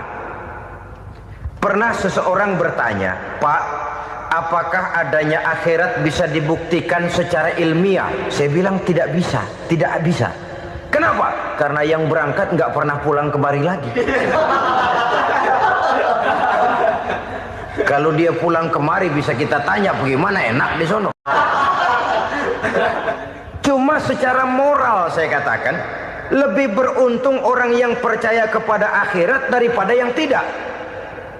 Sekarang saudara percaya akhirat ada, lalu saudara baik-baik di dunia, sholat, puasa, zakat, menolong orang lain, menebarkan kebajikan. Saudara mati, andai kata akhirat tidak ada, toh dalam hidup saudara sudah berbuat baik. Paling tidak nama saudara akan dikenang sebagai orang baik. Sebaliknya, saudara percaya, kata saya, bahwa akhirat tidak ada, lalu hidup semau-maunya, tenggelam dalam maksiat dan munkarat, menentang Allah, tidak mau ruku dan sujud. Lalu saudara mati, kemudian akhirat ada, ayo mau apa? Bekal tidak punya. Jadi secara moral lebih beruntung orang yang percaya kepada adanya akhirat daripada yang tidak percaya. Dan itu alam gaib yang tidak bisa dibuktikan secara eksat. Jangankan untuk membuktikan seperti itu, dalam kehidupan sehari-hari saja yang kita rasakan tidak selalu berbentuk toh. Angin, bagaimana sih bentuknya angin? Kita tidak tahu. Merah, buktinya kalau dikerok merah. Yang merah itu kulit, yang kulit kita bukan anginnya. Sakit, rasa sakit itu ada, tapi bagaimana bentuk sakit? Kita nggak pernah tahu. Kalau kita makan cabai pedas, bagaimana bentuk pedas itu tidak ada, tapi rasa ada. Bentuk pedas hijau, cabainya bukan pedasnya. Tidak semua yang kita rasakan bisa kita gambarkan dalam bentuk yang konkret. Oleh karena itu, sekali lagi bahwa kepercayaan kepada alam yang gaib mampu memberikan satu sugesti yang menata kehidupan seseorang lebih lurus, lebih terarah, dan lebih terkendali. Maka wajar kalau kepercayaan kepada yang gaib mengantarkan seseorang untuk meraih kemenangan. Kenapa? Dia percaya kepada yang gaib, bahwa akhirat ada, bahwa alam kubur ada, bahwa pertanggungan jawab itu ada. Maka dia lalu tidak hidup saenae udele dewe gitu loh. Tidak hidup menurut seleranya sendiri, terarah, teratur. Ini cirinya yang pertama. Orang bertakwa yang akan meraih kemenangan, mereka beriman, mereka percaya kepada yang gaib. Bahkan hal-hal konkret saja selalu berangkat dari yang gaib. Saudara-saudara, para remaja, para pemuda sekarang ini tidak pernah tahu toh siapa yang akan jadi teman hidup saudara. Kita bisa saja ngerancang, mentargetkan, tapi toh akhirnya yang namanya jodoh bukan kekuasaan kita. Rezeki di luar kemampuan kita. Begitu juga ajal. Maut, jodoh, ajal adalah contoh-contoh konkret bahwa pada akhirnya yang gaiblah yang menentukan. Bertahun-tahun ngelancong, emang jodoh seret, nggak jadi.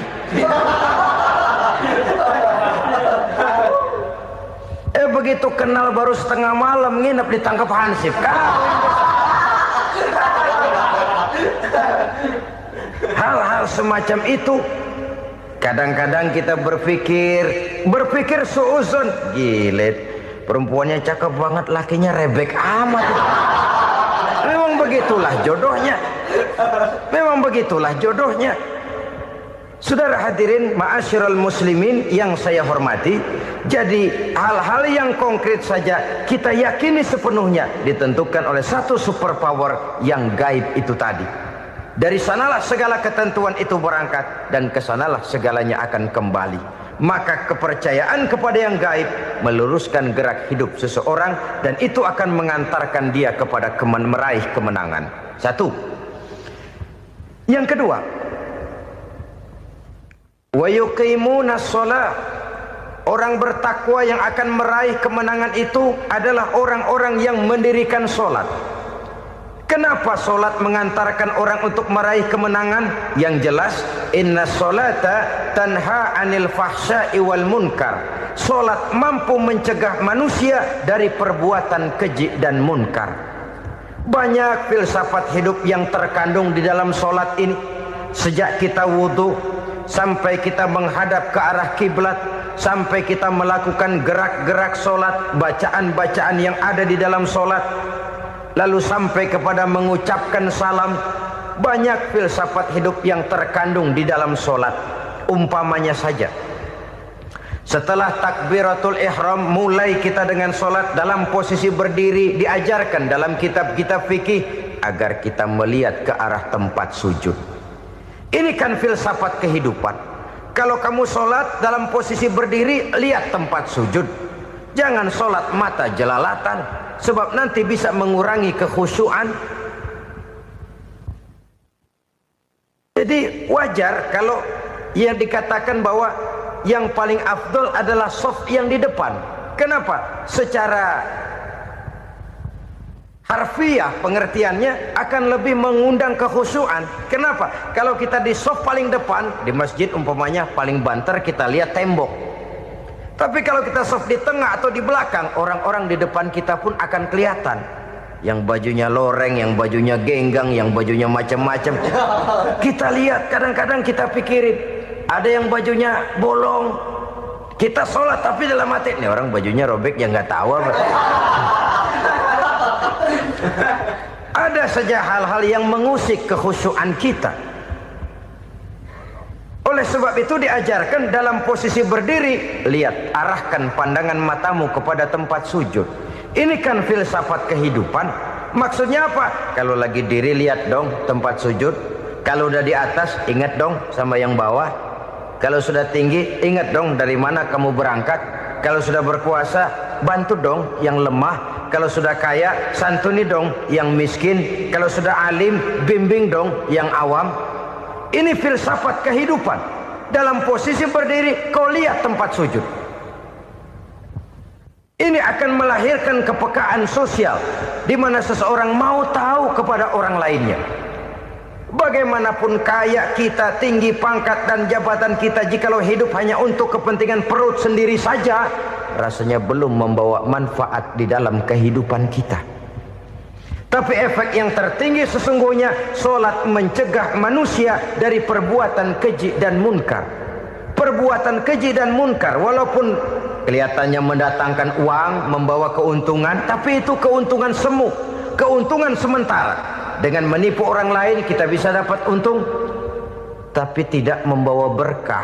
Dan itu adalah kerugian besar dalam kehidupan kita.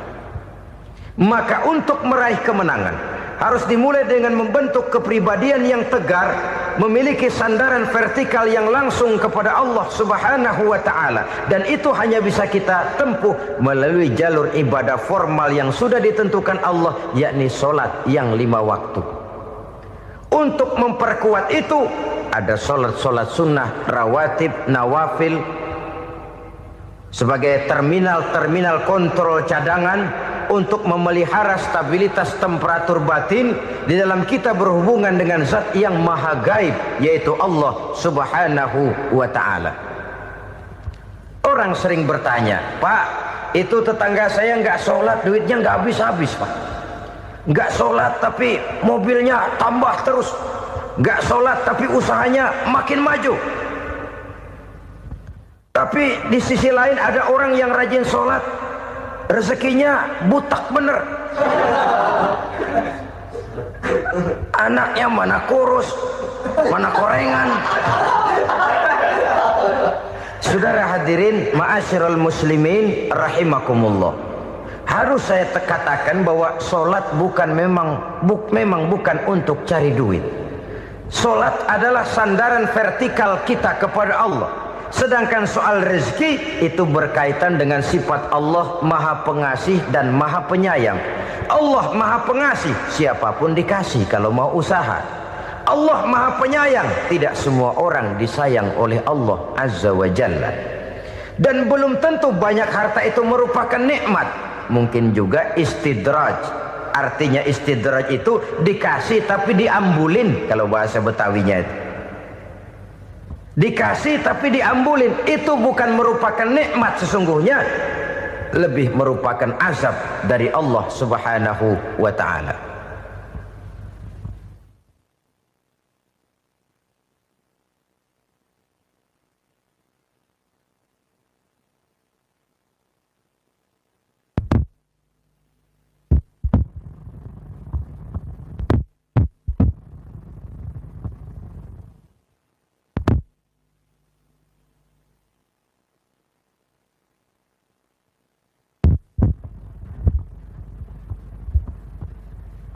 Agama mempunyai sistem sholat, dan kita umat Islam telah dituntun oleh Allah Subhanahu wa ta'ala yang wajibnya 5 kali dalam sehari semalam mendirikan solat, dan itu tentu berada dalam jangkauan kemampuan manusia. Pada awalnya barangkali kita memang merasa solat itu satu kewajiban, tapi semakin kita hayati makna, manfaat dan filsafat yang terkandung di dalam ajaran solat, semakin sampai kita kepada keyakinan bahwa solat adalah keperluan kita. Sehingga pada waktu tertentu dinilai puncaknya, kita tidak lagi akan berkata saya wajib solat, tapi kita akan berkata saya perlu solat. Kalau kita sudah merasakan itu adalah keperluan kita, nah di sanalah kita baru akan merasakan ruginya kalau hal itu tidak kita laksanakan. Sepanjang kita masih berkata saya wajib sholat, kita akan lebih merasakan dia sebagai beban ketimbang sebagai keperluan. Yang jelas Allah tidak memerlukan ibadah yang kita laksanakan ini. Dengan kata lain, andai kata satu dunia penuh ini orang tidak ada yang sholat satu pun, Allah tidak akan turun dari jabatan Tuhan. Jangan lalu berpikir kalau kita ngambek se-RW kagak sembahyang Tuhan tekor kali ini ya. Tentu tidak. Itu perlunya kita, bukan perlunya Allah. Dan pada induknya kita akan berkata saya perlu agama. Kalau secara induk kita sudah memerlukan agama, maka konsep-konsep yang ada di dalam ajaran agama itu pun adalah juga merupakan keperluan kita. Baik dia bernama sholat, baik dia bernama puasa, baik dia bernama zakat, baik dia bernama haji, seluruhnya adalah keperluan kita. Dan sesuatu yang kita perlukan apabila tidak kita laksanakan akan melahirkan kerugian di dalam kehidupan. Jangan heran kalau kita membaca riwayat perjalanan hidup para salafus soleh, orang-orang soleh. Ada yang tahajud sampai 100 rakaat, ada yang sholat malam kakinya sampai bengkak. Kita sekalinya bengkak biri-biri. Ada yang sholat membaca surah dalam Al-Quran sampai khotam Quran. Kok mau? Mereka sudah merasakan itu keperluan. Itu saja soalnya. Satu saat pun jikalau kita merasa bahwa itu keperluan saya, kita pun akan melaksanakan seperti itu. Keperluan saya dalam kehidupan. Inilah yang kedua. Yang ketiga, orang bertakwa yang akan meraih kemenangan itu, wa mimma razaqnahum yunfikun. Mereka membelanjakan sebagian daripada rezeki yang diberikan Allah kepada mereka. Mereka infakkan di jalan Allah. Ada satu dialog menarik. Satu hari seorang anak muda bertemu dengan seorang kakek-kakek yang sudah dikenalnya baik. Bertanyalah anak muda ini, "Kek, umur kakek berapa tahun?" 15 tahun, kata si kakek. Anak kakek berapa orang? 1. Harta kakek berapa banyak? 15 juta. Si anak muda ini bengong. Lalu protes, "Kok kakek bohongin saya?" "Kenapa?" "Saya tahu umur kakek 70 tahun. Kenapa ngaku 15? Saya tahu anak kakek 5. Kenapa bilang 1? Saya tahu kakek miliuner, miliaran uang kakek. Kenapa ngaku cuma 15 juta? Begini, kata si kakek tadi. Benar, umur saya 70 tahun. Tapi dari umur yang 70 tahun itu baru 15 tahun terakhir ini saya merasakan ibadah kepada Allah. Meninggalkan maksiat, jauh dari segala macam munkarat. Maka yang 15 tahun inilah yang benar-benar saya rasakan sebagai umur saya. Benar anak saya 5, tapi yang 4 susah diatur. Cuman 1 rasanya nih yang bakal jadi si buah hati belahan jantung pelanjut cerita penerus sejarah. Cuma 1 ini yang saya harapkan, yang akan jadi anak soleh, yang akan membuat saya menerima pensiunan pahala. Kalau yang 4 apek dah, nggak ada harapan. Yang satu nyekek botol melulu. Oh begitu. Iya. Lalu kenapa kakek bilang harta kakek cuma 15 juta padahal saya tahu kakek uangnya miliaran, depositonya banyak? Ya karena 15 juta itulah yang saya ingat yang pernah saya belanjakan di jalan Allah. Saya merasa itulah harta saya yang sebenarnya. Yang miliaran yang saya simpan di bank kelak kalau satu saat saya mati akan jadi rebutan di antara anak-anak saya. Iya kalau anak saya soleh kayak yang satu ini. Kalau yang 4 tadi udah tulen dia bakal berantem dah berebut tuh. Jadi 15 juta yang saya belanjakan di jalan Allah inilah yang saya merasakan benar-benar harta saya yang sesungguhnya. Dialog ini patut menjadi bahan renungan kita bersama. Diberikan kita umur 40, 50, 60, 70, 80. Berapa tahun dari umur yang diberikan itu yang jalan mulus, yang kita gunakan untuk melaksanakan ibadah? Banyak harta kita simpan di bank, di lemari, di dompet, di tas. Tapi berapa yang sudah kita depositokan di jalan Allah yang akan menemani kita di hari kita kembali nanti? Maka orang bertakwa yang akan meraih kemenangan, wa mimma razaqnahum yunfikun, mereka membelanjakan sebagian dari rezeki yang diberikan Allah di jalan Allah Subhanahu wa ta'ala. Ma'asyiral muslimin rahimakumullah.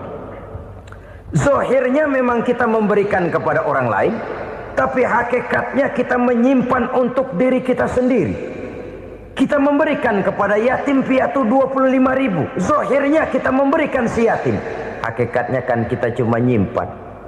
Saya berikan, titip kepadamu, ini untuk saya di akhirat. Kau boleh belikan baju, kau boleh belikan untukmu makan, kau boleh bayarkan sekolahmu. Ini untuk saya. Hakikatnya kita nyumbang masjid 1 juta, zahirnya kita berikan kepada panitia masjid, tapi hakikatnya kan cuma titip 1 juta ya untuk saya di alam kubur nanti. Silakan kau boleh belikan semen, ini uang, belikan besi, belikan pasir. Saya cuma sekedar titip untuk kepentingan saya. Hakikatnya kita cuma sekedar menitip. Sebagaimanapun pada hakikatnya, apapun yang kita miliki dalam kehidupan kan cuma sekedar hak guna pakai, bukan hak milik mutlak. Harta kita, rumah kita, kendaraan kita, kebun kita, pabrik kita, hak guna pakai saja. Hak milik mutlak cuma untuk Allah Subhanahu wa ta'ala. Saudara-saudara kaum muslimin rahimakumullah. Ini yang ketiga. Kemudian yang keempat, orang-orang bertakwa yang akan meraih kemenangan, allazina yu'minuna bima unzila ilaika. Mereka yang beriman, mereka yang percaya kepada apa yang telah diturunkan kepadamu Muhammad, ay Al-Quran, yakni Al-Quranul Karim. Setelah percaya kepada yang gaib, mendirikan solat, kemudian menginfakkan sebagian dari rezeki yang diberikan Allah, mereka juga lalu percaya kepada yang diturunkan terhadap Nabi, yaitu tidak lain Al-Quranul Karim. Sekali lagi di sini, percaya bukan hanya sekedar percaya saja, tetapi percaya lalu menjadikan Al-Quran itu sebagai pedoman hidup.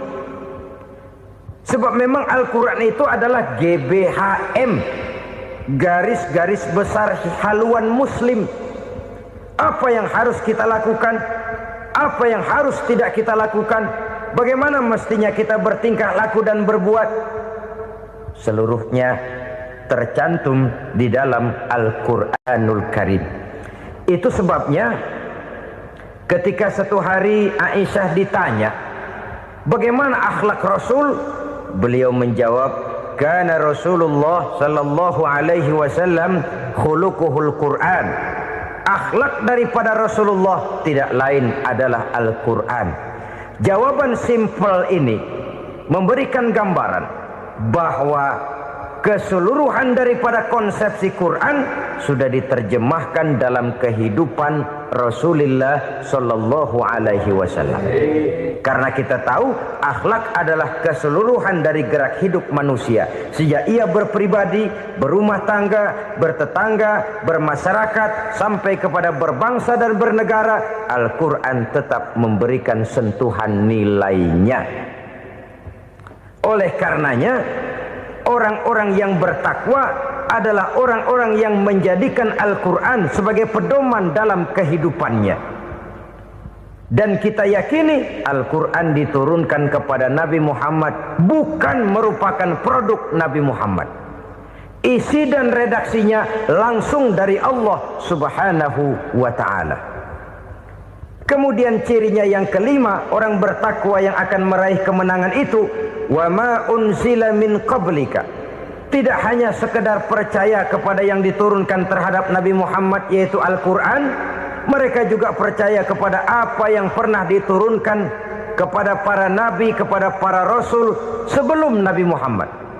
Percaya kepada adanya suhuf, percaya kepada adanya Taurat, percaya kepada adanya Injil, percaya bahwa Allah dahulunya sudah menurunkan Taurat kepada Musa, percaya bahwa Allah sudah menurunkan Injil kepada Isa, percaya Injil ada, Taurat ada, diturunkan Allah untuk Isa dan Musa, tetapi tidak wajib mengamalkannya karena kita sudah diberikan Al-Quranul Karim.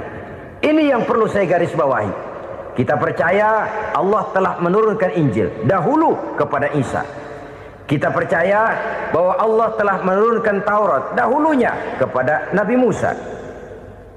Kadang-kadang ini dijadikan dalih, dikacaukan pengertiannya. Quran saja mengajarkan bahwa orang yang bertakwa harus percaya kepada Injil, maka pakailah Injil. Apalagi kalau ayat sebelumnya ditilap, dihapus, dihilangkan, Injilnya yang ditekankan, maka akan terjadilah penekanan yang salah arah. Karena salah arah akhirnya bisa merusak dan menghancurkan akidah. Ketika Rasul suatu saat pernah ditanya orang, "Ya Rasul, bagaimana sikap kita sebagai muslim terhadap Injil yang ada sekarang?" Beliau menjawab, "La tukadzibuhu jami'an wa la tusaddiquhu jami'an." Jangan didustakan seluruhnya, jangan juga dibenarkan semuanya. Artinya, ini sudah merupakan gambaran dari Rasul bahwa dalam Injil yang ada sekarang masih ada ajaran-ajaran tauhid yang dibawa oleh Nabi Isa dan diajarkan kepada umatnya. Tapi juga dalam Injil yang sekarang ini sudah terkena intervensi dan investasi manusiawi. Karena itu Rasul menyimpulkan, la tukadzibuhu jami'an wa la tusaddiquhu jami'an. Jangan didustakan semua, jangan dibenarkan seluruhnya. Kita memang percaya Allah telah menurunkan Injil kepada Nabi Isa dulu, tapi kita tidak wajib mengamalkan Injil. Kita percaya Allah telah menurunkan Taurat kepada Nabi Musa, tapi kita tidak wajib mengamalkan kitab ajaran Taurat. Yang wajib kita percayai dan kita amalkan hanyalah Al-Quranul Karim. Kenapa? Oleh karena baik yang ada di dalam Taurat, baik yang ada di dalam Injil, tentu tercakup di dalam Al-Quran sebagai kitab terakhir yang diturunkan oleh Allah Subhanahu wa ta'ala. Dan itu wajar. Kalau seorang pejabat mau mengeluarkan satu keputusan baru, tentu dia harus meninjau keputusan-keputusan lama. Andai kata dianggap tidak berlaku, dianggap tidak relevan lagi, maka keputusan-keputusan lama itu tentu sudah dianggap tidak berlaku. Sebagian daripada aturan-aturan dalam keputusan lama yang masih dianggap relevan tercantum dalam keputusan baru yang wajib diamalkan. Begitulah hubungannya antara Al-Quran, Taurat, Zabur, dan Injil. 4 kitab samawi yang diturunkan Allah masing-masing kepada Zabur untuk Nabi Daud, Taurat untuk Nabi Musa, dan Injil untuk Nabi Isa alaihi wassalatu wassalam. Ketiga-tiga kitab itu kita percayai adanya. Kita yakini Allah telah menurunkan Zabur, Taurat, dan Injil. tapi kita tidak wajib mengamalkannya. Yang wajib kita mengamalkannya sekarang ini tidak lain hanyalah Al-Quranul Karim saja, karena ia mencakup apa yang ada di dalam Zabur, apa yang ada di dalam Taurat, dan apa yang ada di dalam Injil. Keotentikannya bisa dipertanggungjawabkan. Ya, tapi kan Nabi Muhammad sudah mati 14 abad yang lalu, dan di zaman beliau Al-Quran kan belum dikodifikasikan, belum ditulis. Bagaimana keotentikannya bisa dipertanggungjawabkan? Mudah saja. Allah berjanji, inna nahnu nazzalna dzikra wa inna lahu lahafizun. Kami yang menurunkan Al-Quran dan kami yang akan menjaga dan memeliharanya. Allah turunkan Quran, Allah menjaganya. Bagaimana cara Allah menjaga Al-Quran itu? Banyaknya orang-orang yang hafaz Al-Quran. Hafaz Al-Quran 30 juz, 114 surah, 6.666 ayat. Sehingga jangankan satu kata, jangankan satu ayat, satu kalimat saja berubah sudah akan timbul reaksi dan mudah dimengerti. Kenapa? Banyak orang-orang yang hafaz Al-Quran. Sedangkan pada setiap akhir tahun biasanya malaikat Jibril selalu mengadakan checking terhadap ayat-ayat yang diturunkan pada waktu itu. Di zaman Nabi sendiri sudah ada usaha kodifikasi. Dan yang lebih luar biasa lagi, sampai hari ini tidak seorang pun mampu membuat satu ayat saja semacam Al-Quran. Ke bahasa manapun dia diterjemahkan, naskah aslinya tetap ikut, rujukan dasarnya tetap ada. Berdasarkan itu maka tidak mungkin terjadi penyelewengan terhadap atau pemalsuan terhadap ayat-ayat Al-Quranul Karim. Kesuciannya, keotentikannya, kemurniannya bisa dipertanggungjawabkan. Ma'asyiral muslimin rahimakumullah. Oleh karenanya, konsepsi dasar daripada ajaran Islam ini memang tidak lain adalah Al-Quran dan Sunnah. Isi daripada agama Islam yang merupakan iman, Islam dan ihsan, konsepsi dasarnya tidak lain adalah Al-Quran dan Sunnah Rasulullah Sallallahu Alaihi Wasallam. Maka yang kita perlukan sekarang ini adalah terjemahan Al-Quran di dalam kehidupan kita. Dengan demikian, maka gaya kehidupan yang lebih Qurani itulah yang kita dambakan. Kita perlu memang terjemahan Quran dalam bahasa Inggris, dalam bahasa Belanda, dalam bahasa Jepang, tapi yang lebih kita perlukan adalah terjemahan Quran di dalam kehidupan kita. Konsekuen, tidak memanipulasi, ringan sama kita jinjing, berat sama kita pikul. Jangan kalau lempengan ayat Quran tuh kira-kira enak diamalin, keras teriakan kita. Giliran kira-kira ayat Quran itu mukul kepala kita sendiri, diam kita. Itu ciri yang pernah disindir Allah dalam awal-awal Baqarah juga. Ciri beragamanya orang yang munafik. Kullama adha'a lahum masyawfih, kata Allah. Wa iza azlama alaihim qamu. Apabila terang mereka jalan, apabila gelap mereka berhenti. Artinya, kalau kira-kira di Islam nguntungin, rame-rame pada teriak Islam. Tapi ketika diminta untuk berjuang, ketika dituntut untuk berkorban, rame-rame mengundurkan diri. Nasib agama tidak ubahnya seperti daun pisang yang dikait orang di tepi jalan lantaran tak berpayung di ketika hari hujan. Manakala hujan usailah sudah, daun itu pun dicampakkan di tepi jalan, diinjak pula orang nan lalu. Artinya, orang menjadikan agama cuma sebagai lipstick, decoration only, tidak konsekuen.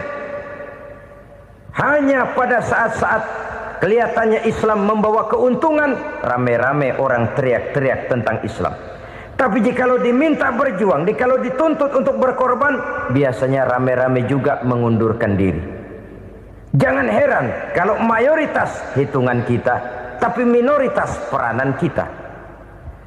Kuantitas kita dalam jumlah, tapi dalam kualitas kita lebih sering jadi penonton daripada jadi pemain. Padahal itu sangat tidak boleh terjadi.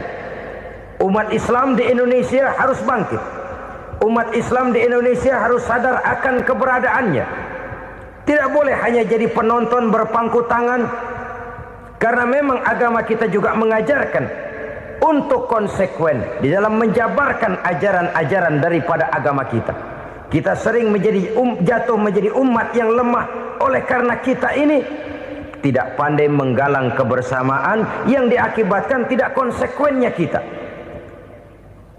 Diistilahkan bahwa umat Islam di dalam menggalang kebersamaannya itu harus seperti orang main sepak bola. Saudara-saudara kan tahu orang main sepak bola itu.